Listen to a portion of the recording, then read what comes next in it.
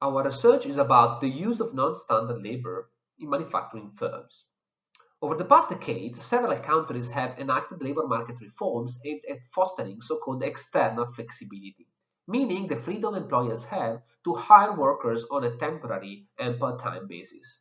These trends have been mainly motivated by the fact that firms need to cope with highly uncertain and volatile market environments, which force them to adjust labor to sudden changes in the competitive context.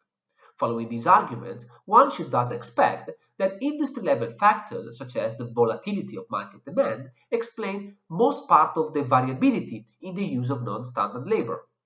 In other words, we should expect the use of non-standard labor to change considerably from one industry to the other and to be relatively homogeneous among firms belonging to the same competitive sector. This, however, is not what emerges from empirical data. Using a large linked employer-employee dataset covering the entire population of manufacturing firms from the Emilia-Romagna region, we document that the use of non-standard labor is highly heterogeneous within industry. In other words, firms sharing the same competitive environments have different propensities in the use of non-standard labor. While some of them make no use of it, a minority of them, around 10%, use these type of contracts to cover between one-third and the total of their workforce. This huge within-industry heterogeneity is difficult to reconcile with standard context-based explanations for the use of non-standard labor.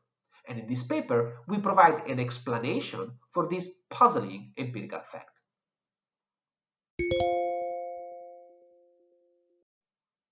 The main result of our research is that the use of non-standard labor is explained mainly by the firm-specific availability of managerial resources. When firms need to cope with highly uncertain and volatile market environments, they basically have two alternatives as far as the organization of work is concerned.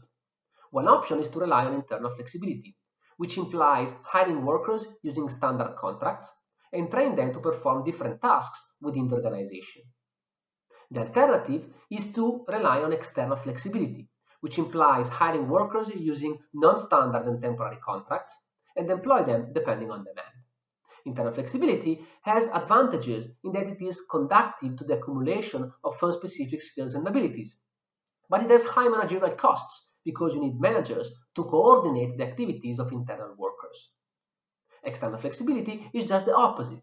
It has low managerial costs, but it is not well suited to the accumulation of skills and abilities.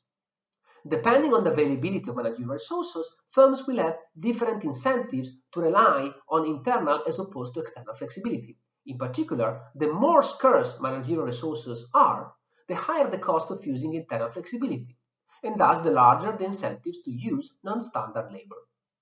In our paper, we test this prediction using detailed firm and worker level data. And we use the span of control, meaning the ratio between subordinates and manager, as a proxy for the availability of managerial resources. The larger this ratio, in fact, the higher the average number of subordinates that each single manager has to coordinate, and thus the higher the cost of managerial activities. In our baseline estimates, we find that 1 unit increase in the span of control leads to a 3% increase in the use of non-standard labor. And this result is robust to different model specifications as well as to dealing with endogeneity issues. Interestingly, we also find that more conventional factors associated with the characteristics of the competitive environment fail to provide a coherent account for the use of non-standard labor.